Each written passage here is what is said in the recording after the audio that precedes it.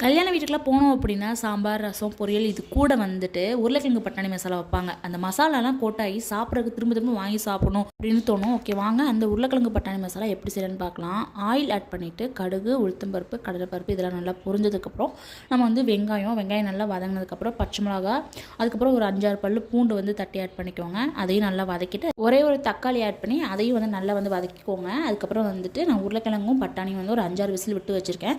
So அதை நல்லா வந்து ஓரளவுக்கு ஒன்றும் பாதியமாக மேஷ் பண்ணிக்கலாம். அதுக்கப்புறம் மசாலாவுக்கு 1/2 ஸ்பூன் மஞ்சத்தூள், 1 ஸ்பூன் கிட்ட தனி மிளகாய்த்தூள், அதுக்கப்புறம் 1 ஸ்பூன் குழம்பு மிளகாய்த்தூள், 1/2 ஸ்பூன் சீரகத்தூள் ஆட் பண்ணி மசாலாவோட பச்சை வாடை பொருளுக்கு நல்லா வதக்கிட்டு அதுக்கப்புறம் நம்ம வேக வச்சிருந்த பட்டாணி, உருளைக்கிழங்கு, அதுக்கப்புறம் தேவையான சால்ட் போட்டு நல்லா பரட்டி விட்டுக்கலாம். அதுக்கப்புறம் ஃபைனல் இன்க்ரீடியன்ட் என்னன்னு பார்த்தீங்கன்னா 2 ஸ்பூன் கடல் மாவு நல்லா வந்து கட்டிகள் இல்லாமல் கரைச்சி ஆட் பண்ணோம் அப்படின்னா அந்த மசாலா எல்லாமே நல்லா உருளைக்கிழங்கோட கோட்டாகி சாப்பிட்றதுக்கே அவ்வளோ சூப்பராக இருக்கும். ஸோ கண்டிப்பாக ட்ரை பண்ணி பாருங்கள்.